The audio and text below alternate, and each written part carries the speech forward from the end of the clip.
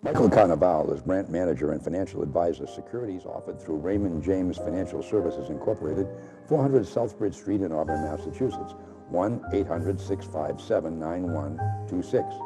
A member of FINRA SIPC and are not deposits, not insured by FDIC or any governmental agency, not guaranteed by Webster 5 Cent Savings Bank, and subject to risk, may lose value. Webster 5 Cent Savings Bank is not affiliated with Raymond James Financial Services Incorporated. The information contained in this report does not purport to be a complete description of the securities markets or developments referred to in the material.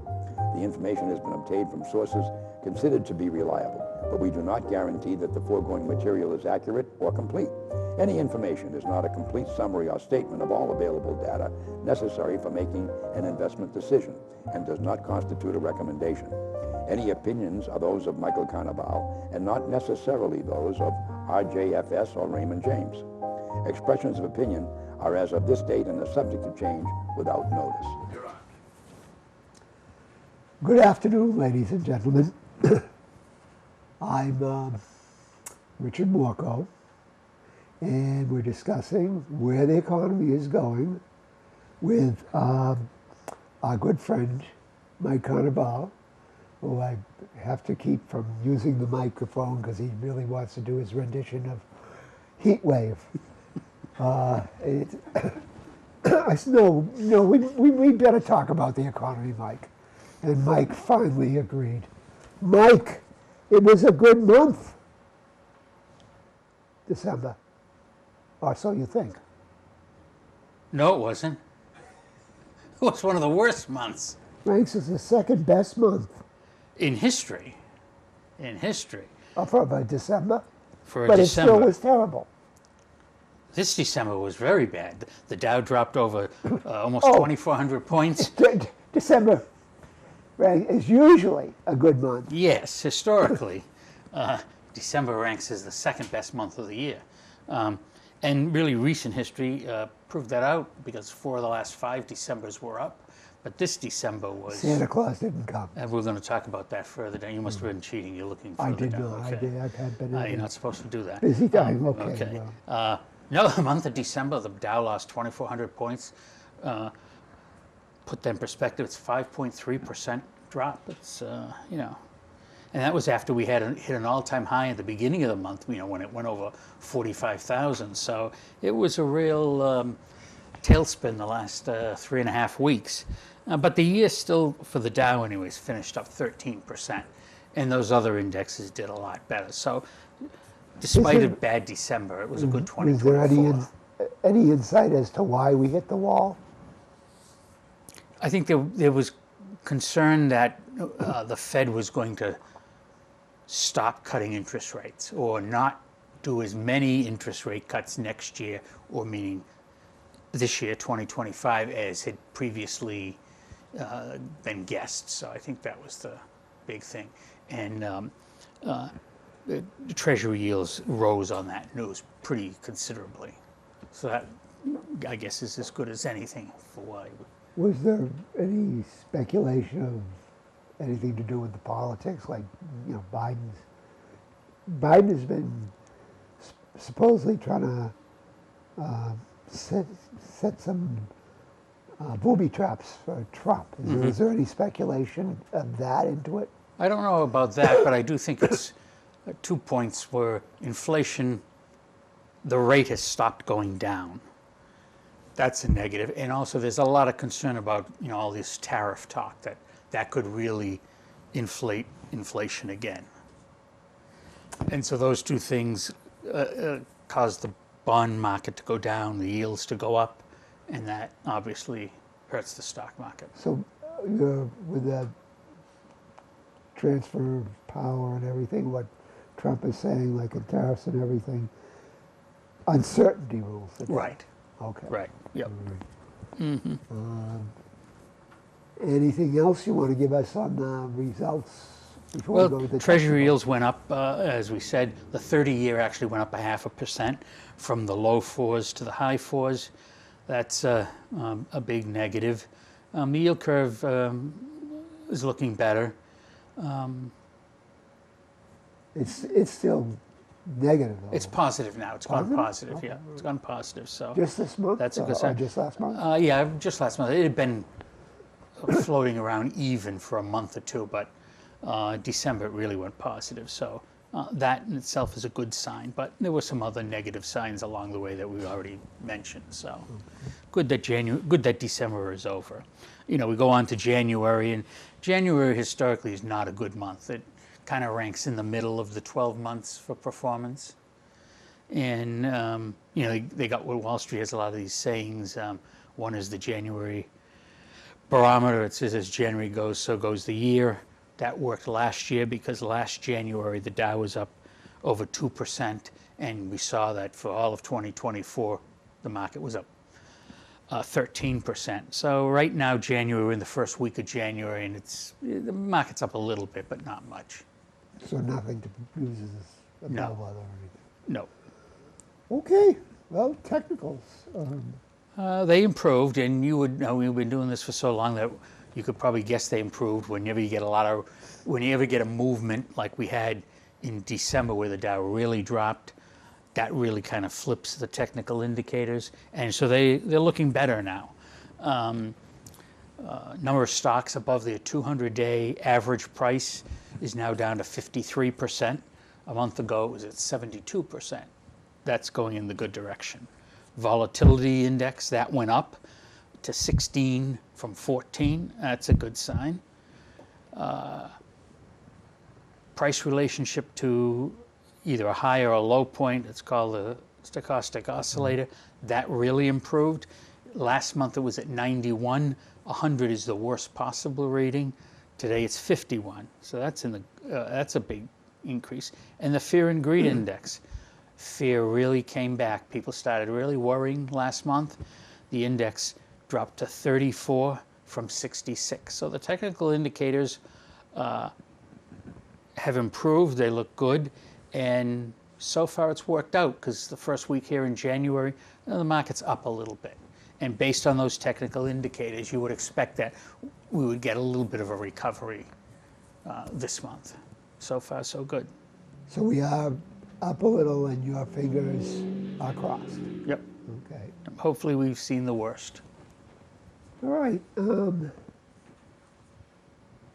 So the Fed rate meeting, they cut by 25 basis points. Right. But we're not going to do so many in 2025. Right. On that day, if you looked at a graph on how the Dow did, it started up, it went up pretty good, and then as soon as the Fed hinted we're not going to have as many interest rate cuts as you think, the market really sold off, and for the day it fell 1,000 points. Why do you think they hinted? Why do they need to hint? Why didn't they just say everything's indeterminate, we'll see how things go? Well, I think one of the things is we'll see in a second, the rate of inflation has stopped going down. So how does the Fed try to tackle that? It would be by making money more expensive, right? Okay. And that would be, it could mean raising rates, but they're not going to do that. So the next best thing they can say is they're not going to be cutting them as much. And I think that's what happened. And also the interest, you play that off of the new people that are voting this year, because every year 4 of the seats rotate. There's 8 permanent members who vote all the time, and then there are 4 regional Fed presidents who vote in the cycle. So the group that's going off this year was more likely inclined to not cut rates than the group that's coming in. So that counters what the Fed was saying, because the Fed said, hey, we're going to slow down rate cuts, yet the new voting members at least have a history of being more in favor of rate cuts than not. So it's kind of conflicting. And Boston gets, Federal Reserve Bank of Boston gets a vote this year. Okay. Well, those Bostonians, they're kind of a little wild. We will see. We'll see. So we got interest rates, 7 central banks cut Yep. which I guess we have 25 basis points. Were they included? Were we included in those 7? Yes, yeah. Okay. Some of them actually cut 0.5%, but there were 7 banks that did cut. Bank of England was the only one that did not cut, and Brazil actually raised rates. We're not hearing from Turkey lately. Nothing from Turkey. They just had a war. Yes. Yep. So I mean, what do you do when you get a war? Erdogan doesn't call me, doesn't call you. No, he's never called me. Really? Yeah, no. No, no. All right. So oil's a little up, mid-70s. Mid-70s. I mean, it did kind of dip down to high 60s It for did. a short term. Yeah. It did, and now it's, 75, 76, I think, the last time I saw it. Okay, that's you're looking at that as the amount of rigs we have. Production's at an all-time high, but we have less drilling rigs out there. And most of the drilling is in the Permian Basin. Yeah. It's 75% of all production comes from, so it's, either Texas or New Mexico. All right. Santa Claus rally, ho, ho, ho. This is one of those indicators where, we talked about the January barometer at the beginning, but the other one is the Santa Claus rally, and that encompasses the last 5 trading days of the year plus the first 2 trading days of the new year. So there's all these sayings on Wall Street, and the saying goes, if Santa Claus fails to call, not as my notes say, fails to all. Just wanted to clarify that. Fails to call, prices could go down, essentially. And Well, let's get the quote for the people at home. if Santa Claus fails to call, bears may come to Broad and Wall. And Broad Could and you Wall. put a little more? If Santa Claus fails Santa to call. Claus fails to call. Well, no, it fails to all. Here, you have all. Well, but I corrected myself. Okay, so it's. That What was do you want, a medal or a chest of pin? Yeah, I corrected myself. Come on. that was actually on my first mistake this year. Or should I say, first mistake today? It's all I can do to speak highly of you. Uh-huh. Keep up the effort. Give us some. If Santa Claus fails to all, bear may come to Broad and Wall. Correct. That's why we have these things here.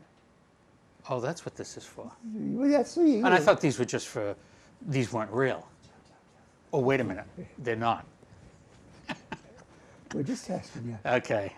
I hear you. And so that started off great the first couple of days, but tailed off, and actually the Dow fell 176 points. So you couple that with the January barometer, and we're ending the year and starting the new year opposite of what we did in 23, 24. And 24 was a good year. So those are a couple things to, So would you say keep this in mind. end of year thing is more of the uncertainty you mentioned before? Yeah. Okay.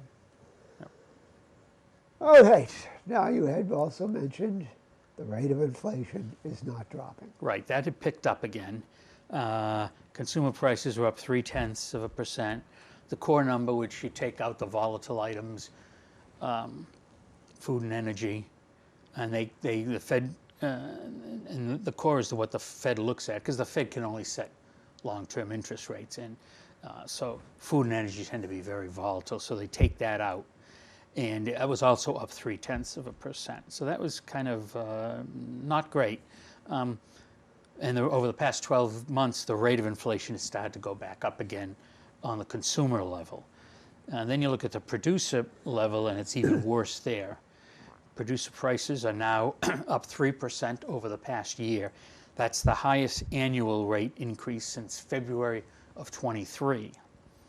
The core number was also up. That's less food and energy, the one the Fed looks at. That's now up to 3.5% year to year. And that's also the highest since February of 23. So inflation is, the the rate's starting to go up again, or now we're hearing talks of the administration, the new administration, maybe instituting tariffs. That probably is going to likely have a negative effect, cause prices to go up even more. That's probably why the Fed said what they said at their last meeting, that, hey, we're not going to be in any hurry to cut rates anymore.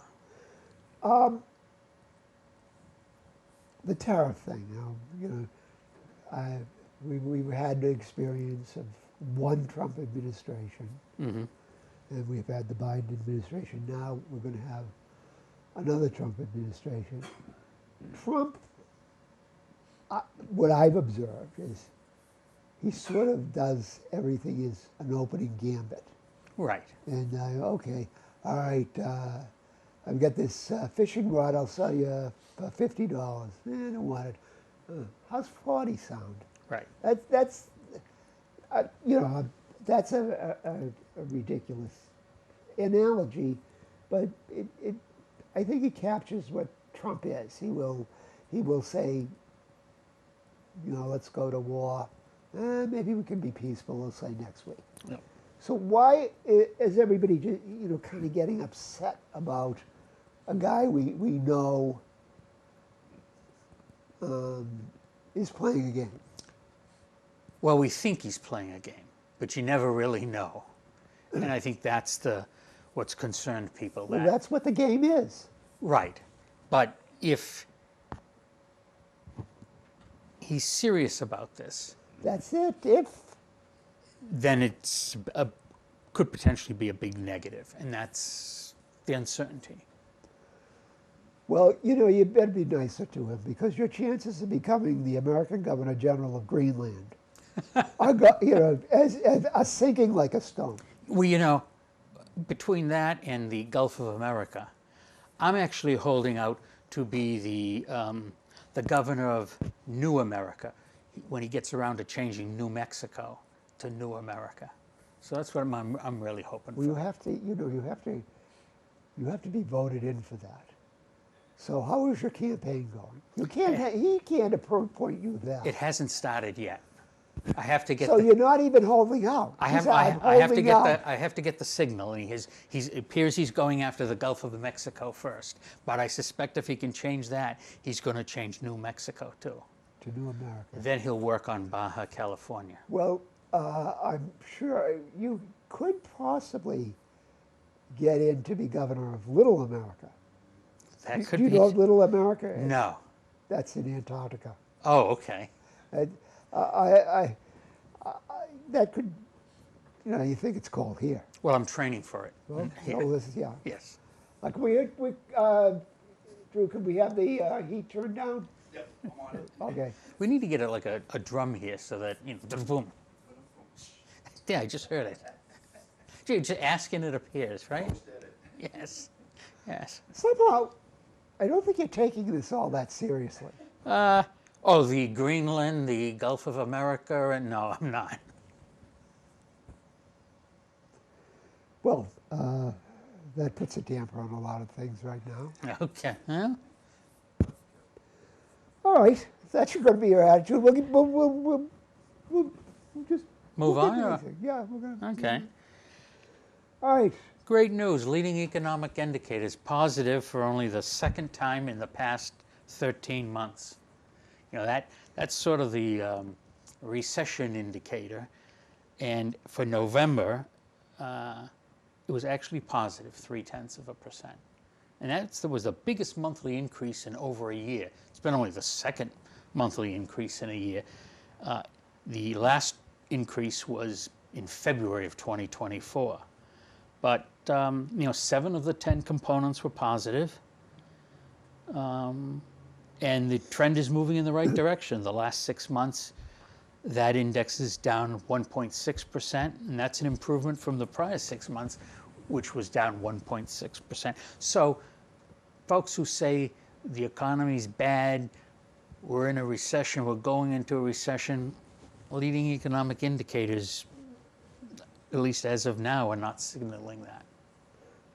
And does Trump have anything to do with that? Like Oh boy, tariffs really helped the league indeed. Well, we will see. This was November's numbers, so Oh, okay. we're going to have to wait for January to come A around. lagging indicator. Couple of months, yes. A lagging Yeah. indicator if there ever was. Yep, yep. Jobless claims, 219,000, a little higher than last year at this time, but still well below the 250,000 that historically begins to hurt the economy. So that's a good sign.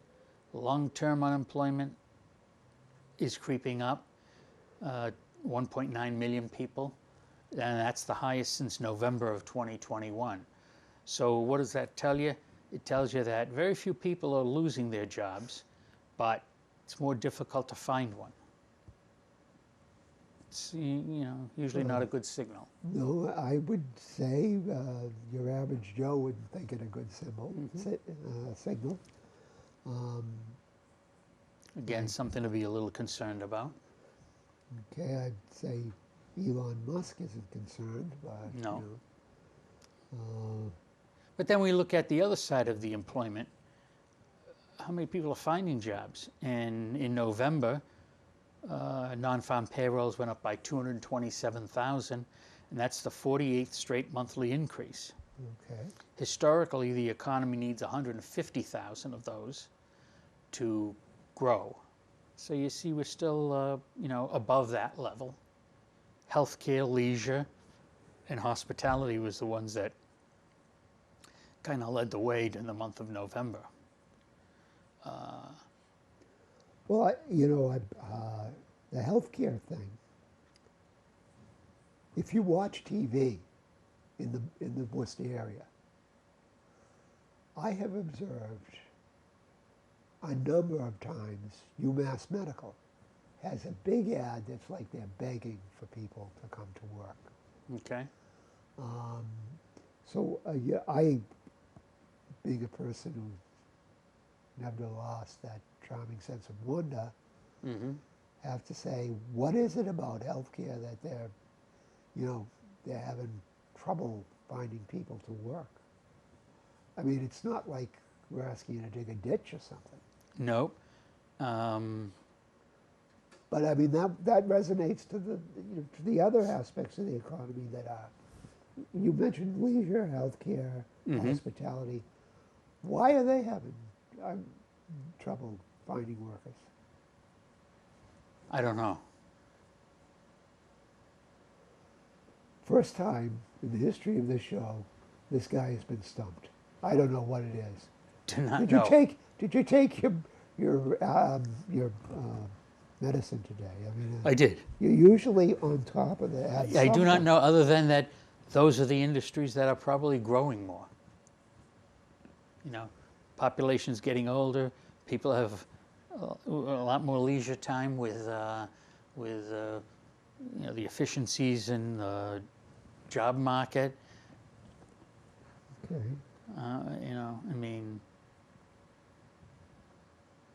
That's about all I can think of.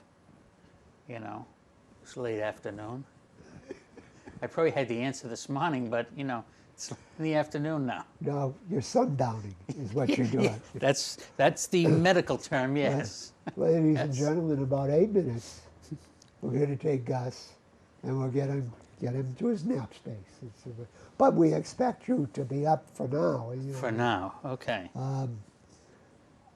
Well, no, I mean, what industries are not looking for workers? I think manufacturing probably is not. Which is kind of a problem. I focus Problem, on yeah. that as I think that's real definitely a societal, problem. societal problem. Yeah, I think so. That's probably the area. Education is probably another area that's not growing a lot. What segment of education would you say? Well, I think, Pre-primary, I think teaching in general. You don't think, really? Yeah, I don't think it's growing. Is that because you don't think there's a population coming up to need education? That could be, birth rates are probably lower, or they are. So that's, I think, something that would contribute to it.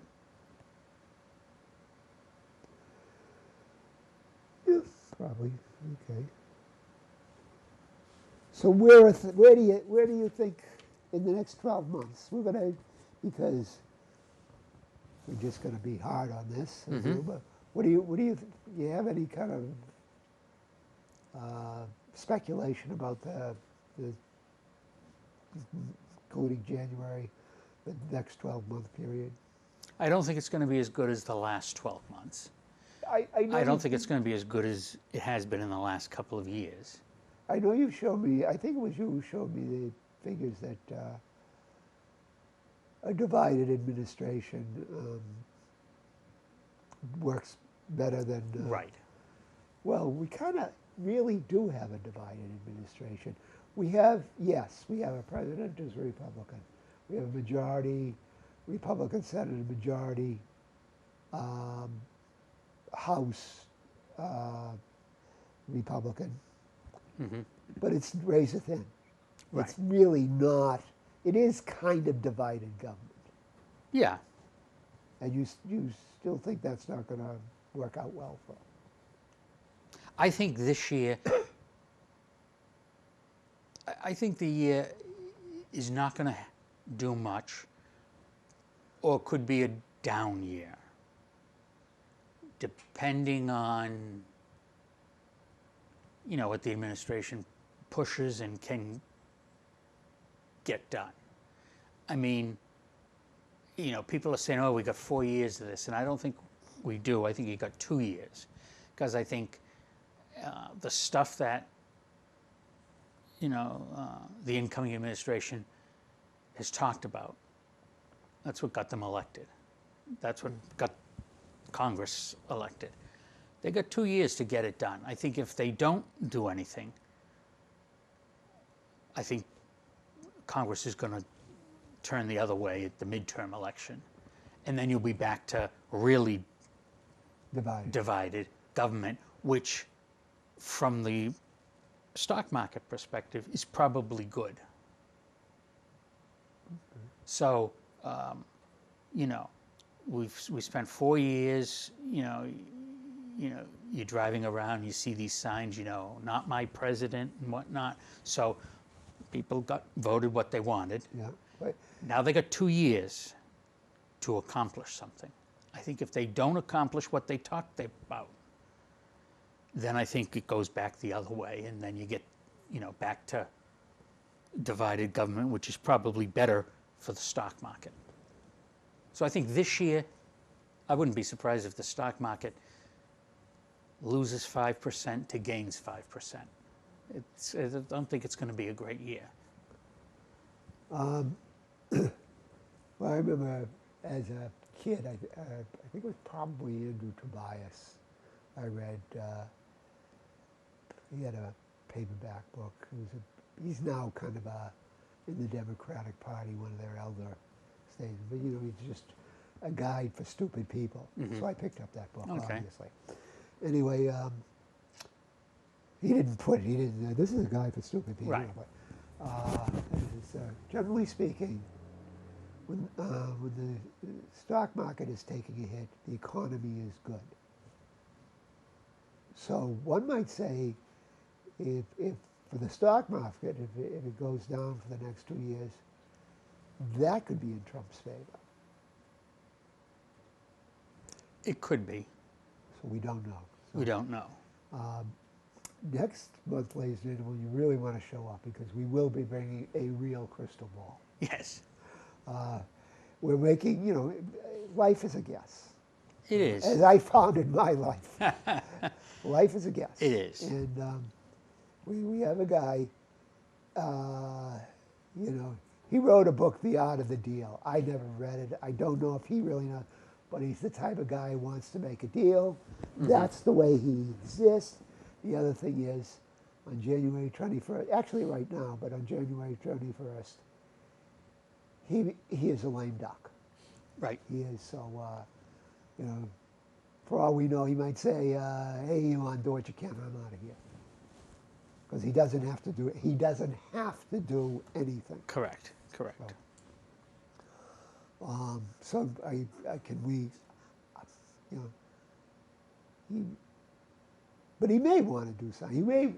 He may want to go down, think he's going to go down in history as the greatest president, in which he's going to want to make a deal here and there. You would think so. Okay, China, I'm telling you, you want a tariff or you don't want a tariff. Let's talk. Okay, Canada, you want a deal? Let's talk. I hope that's it. It's cute about that. Iceland, Greenland, Iceland, whatever one. Iceland, Greenland, what does it matter? Anyway. Well, at least he's not going after the Falkland Islands. Why are you bringing up the Falkland? Well, the Greenland thing, though, is he says that, and what happens a couple of days later, the prime minister of the 59,000 people at Iceland government says, hey, maybe we want to be independent. Yeah, you and what army? Yeah. Well, my friend here, he's going after the Falklands. Time will tell. That's right. Time will tell. It's all a guess. It is. But I do not think 2025 is going to be as good as 24 for the stock market anyways. Our chief guesser here, Mike Carnevale, is saying that. So, ladies and gentlemen, you wanna come by next month because we'll have some more speculation. This is Richard Morco, Mike Carnevale. We will be back again with conversations with, and we'll see where the economy is going.